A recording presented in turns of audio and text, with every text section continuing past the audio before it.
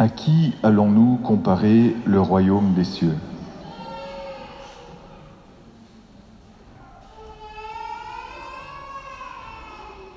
Par quelle parabole pouvons-nous le représenter ? Jésus insiste, et il dit encore, « Il en est du règne de Dieu ». D'après vous, ce royaume, il existe ou pas ? Je vous vois hésitant, ça m'inquiète. On va rentrer chez nous. Alléluia. Il existe, et moi j'ai la tâche difficile de vous expliquer cette parabole, en particulier, à vous qui êtes des disciples, justement. Pour nous, c'est un peu compliqué de nous représenter un royaume, parce qu'on n'est plus au Moyen-Âge, où il y avait des vrais royaumes. Et puis on est dans un pays où il y a une monarchie qui est une monarchie constitutionnelle, où il y a un roi excellent, et je remercie ceux qui m'ont donné l'occasion de pouvoir rencontrer le roi Philippe et la princesse Mathilde, et la reine Mathilde, Seigneur, qui justement sont des gens vraiment excellents, mais qui n'ont pas de pouvoir. C'est fort dommage, parce que s'ils avaient le pouvoir d'appliquer ce qu'ils vivent intérieurement, et leur foi, ce pays serait complètement différent. Mais c'est comme ça. Donc nous avons beaucoup de difficultés, nous, à nous représenter ce que c'est qu'un vrai royaume. Parce que nous n'avons pas l'image d'une autorité, et peut-être que nous avons l'image de certaines autorités qui sont des autorités dévoyées. On pense parfois à des dictatures, parce que des monarchies ou des dictatures dans le monde, il y en a, mais on ne sait pas ce que c'est vraiment quelle est cette autorité. Et il semble que même au temps de Jésus, alors que justement il y avait une autorité, déjà, lui, il a dû aussi employer des paraboles pour le représenter. C'est étonnant. Pourtant, il y avait le pouvoir du Sanhédrin, c'est-à-dire le pouvoir juif, et puis aussi il y avait le pouvoir des Romains, mais ni l'un ni l'autre ne correspondait à ce que Jésus voulait enseigner. Alors il doit utiliser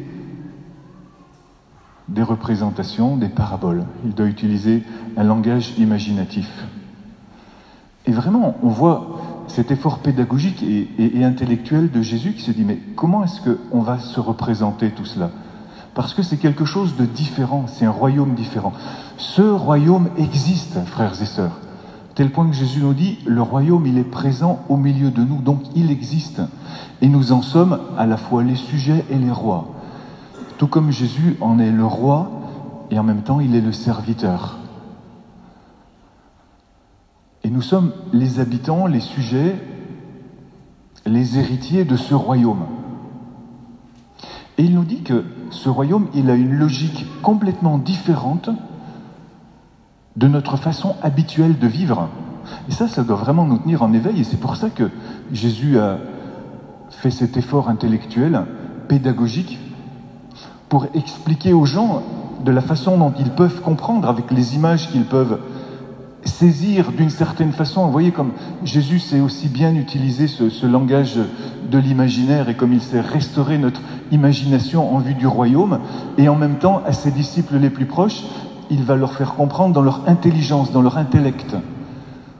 Il va bouger tout cela. Et donc c'est extrêmement intéressant, parce que ce royaume, il investit justement notre dimension imaginative,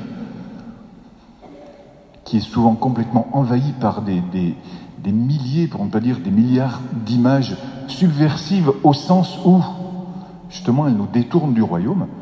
Ce royaume, il investit notre dimension intellectuelle pour que nous puissions réfléchir quelle est cette logique du royaume, comment ça fonctionne, comment ça marche, et il ne le dit qu'à ses disciples. Il ne le dit qu'à ceux qui sont proches et à ceux qui vont devoir à leur tour et incarner et formuler pour annoncer la dimension du royaume. Et je me permets de vous demander au passage, humblement, combien d'entre vous avez invité des gens qui ne venaient plus à la messe depuis longtemps jusqu'ici ? Je ferme la parenthèse. Et puis, la troisième dimension, justement, c'est celle de la volonté. Quel est mon désir profond d'entrer dans le royaume ? Et quel est mon désir profond de faire rentrer les autres dans ce royaume ? De leur faire vivre cette dimension de la joie, du bonheur de Dieu, de cette logique du royaume. pour les faire sortir de ce monde. Il y a le monde et il y a le royaume. Alors dans le monde, il y a plein de bonnes choses, sauf la mondanité. Et dans le royaume, il n'y a que du bien. Parce que dans le royaume, il y a le roi.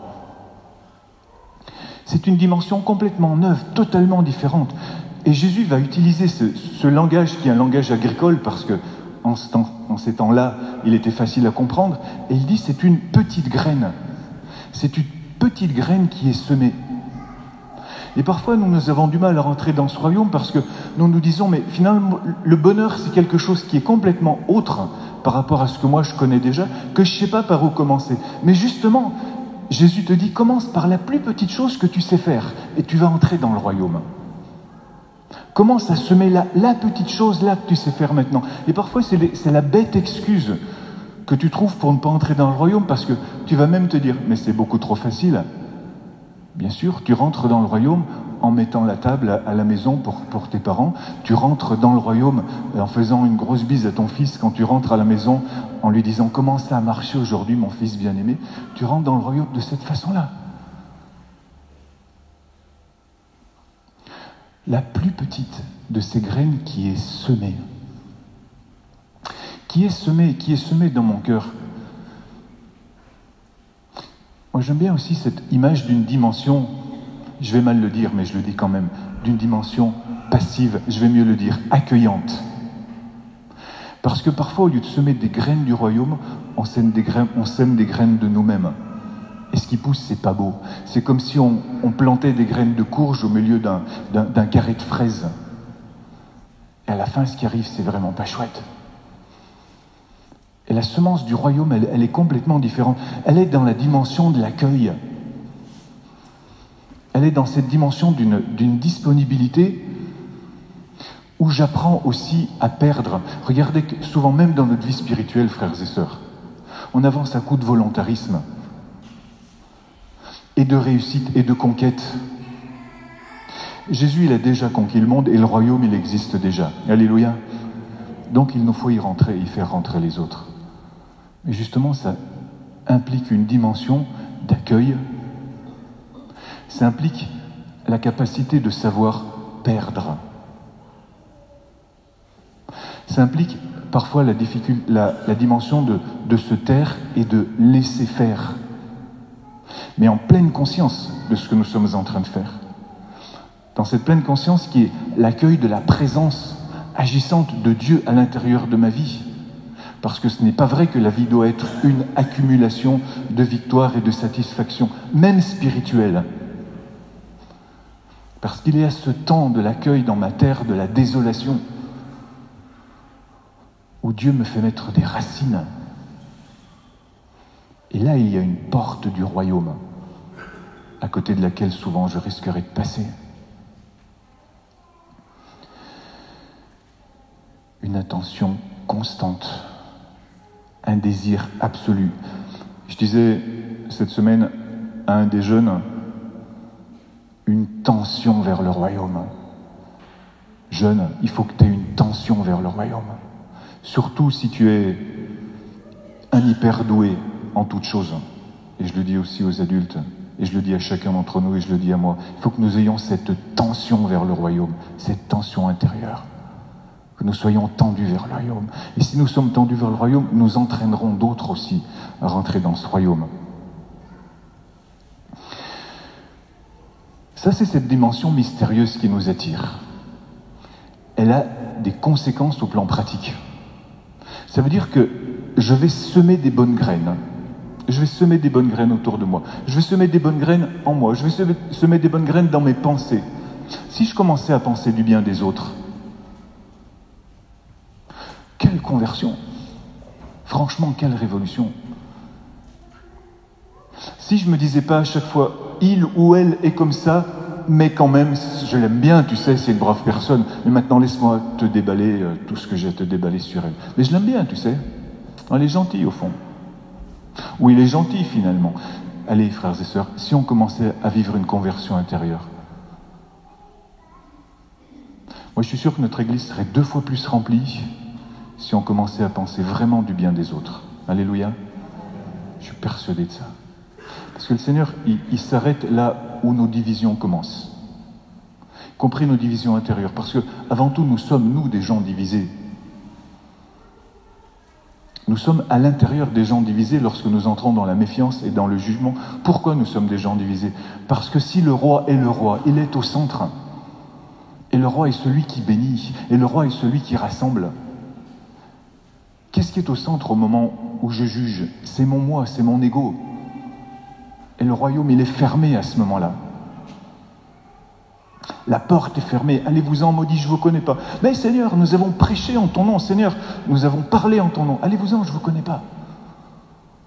Parce que notre cœur était fermé, parce que notre cœur était indifférent, parce que notre cœur était divisé, parce que tu n'étais pas, Seigneur, au centre de mon cœur.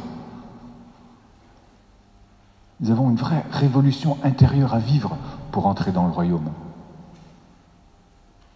Cela veut dire, frères et sœurs, que nous pouvons entrer dans une confiance, dans la confiance que Dieu a mise à l'intérieur de nous. Parce que le royaume, il a une logique propre. Et cette logique, il est la bonne graine que lui-même, il a mise à l'intérieur de notre âme au moment de notre création. Et quoi que tu fasses jour et nuit, elle grandit, elle est là. Parce que tu es une belle personne, mon frère, ma sœur. Parce que tu es une personne aimée, parce que tu es une personne appelée. Parce que Dieu a parié sur toi. Parce que Dieu a misé sur toi. Parce que Dieu est mort pour toi. Parce que Dieu est ressuscité pour toi. Et cette graine, elle a été semée en toi. Comme elle a été semée dans ton frère, dans ta sœur. Et c'est pour ça que nous nous saluons au début de la messe, en esprit et en vérité. Et c'est un acte d'adoration pour Dieu lorsque nous nous saluons, lorsque nous nous aimons, lorsque nous disons du bien des autres, lorsque nous écrasons nos pensées mauvaises qui nous viennent instinctivement sur les autres. Pourquoi? Parce que nous avons peur. Et si nous avons peur, c'est que nous ne sommes pas dans le royaume, parce que dans le royaume, il n'y a aucune peur. Alléluia. Et peut-être que si nous ne voyons pas encore la réalisation, nous savons que cette graine est en train de pousser jour et nuit, même si tu es en train de dormir parce que tu l'as semée dans tes pensées, parce que tu l'as semée dans ta bénédiction, elle va grandir, cette semence, même dans ce que tu ne comprends pas. Alors fais comme Marie, qui gardait dans son cœur, même lorsqu'elle ne comprenait pas. Et tout cela grandissait, et la présence de Jésus grandissait, jusqu'à ce qu'elle voie, Marie, l'accomplissement du royaume de Dieu en son Fils crucifié et enfin ressuscité. Alléluia. C'est là où justement nous acceptons de ne pas avoir la maîtrise.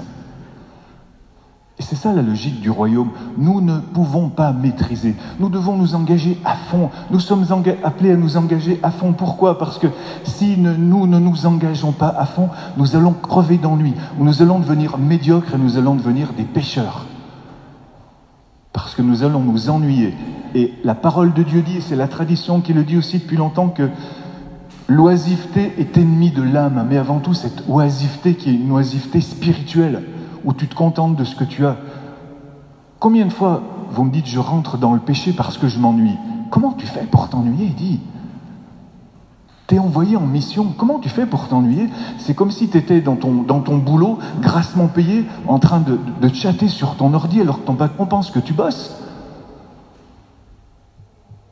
Simplement, tu es dans une attente de la croissance du royaume, dans la prière, parce que tu veux que ta boîte réussisse, parce que tu veux que ton entreprise fructifie et qu'elle embauche encore plus de monde.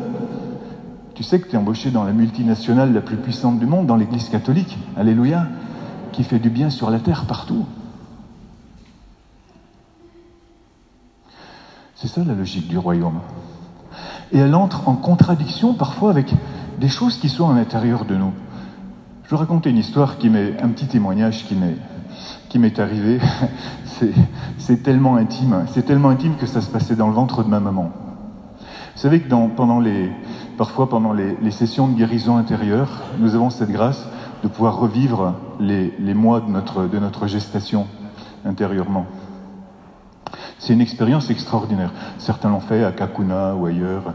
Ça se fait aussi ici dans notre pays, en Belgique, ça se fait en France ou ailleurs, où tu revis ce que tu as vécu dans cette incroyable vie intra-utérine, c'est-à-dire dans le ventre de ta mère, où il se sont passées des choses fondamentales, presque fondatrices pour ta vie.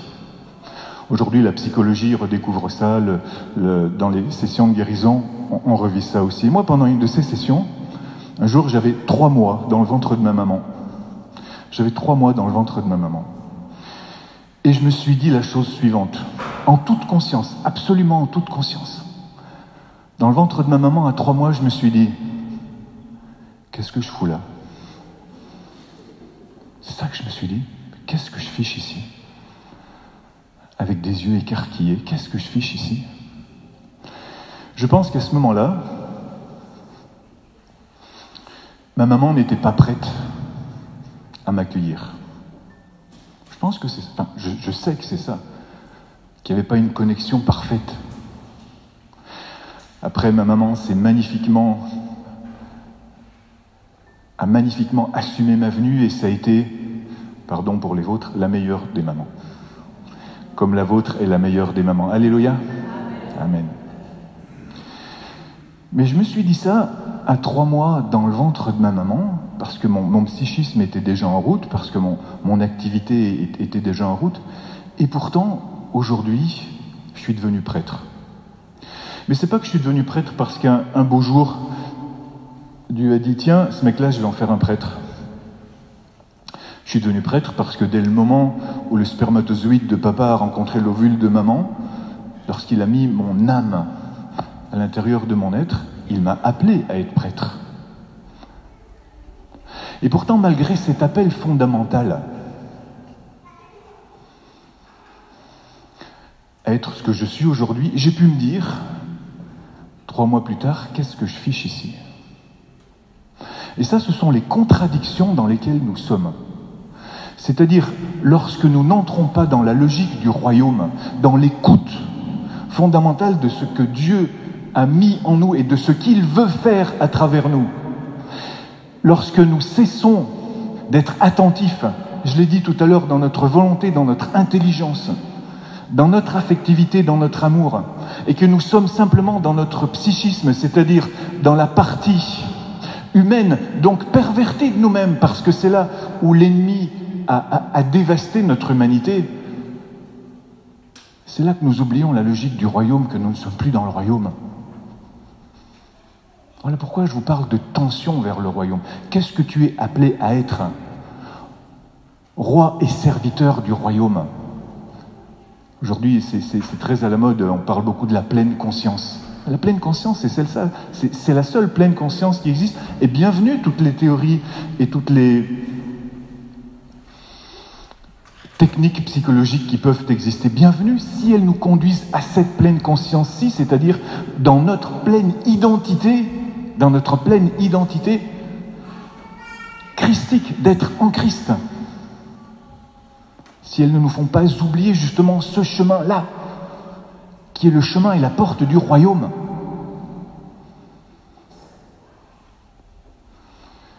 Alléluia. Quelle est cette graine qui a été plantée à l'intérieur de nous alors? Cette graine qui a été plantée à l'intérieur de nous, c'est Christ. Et c'est Christ qui grandit nuit et jour, quoi que nous fassions.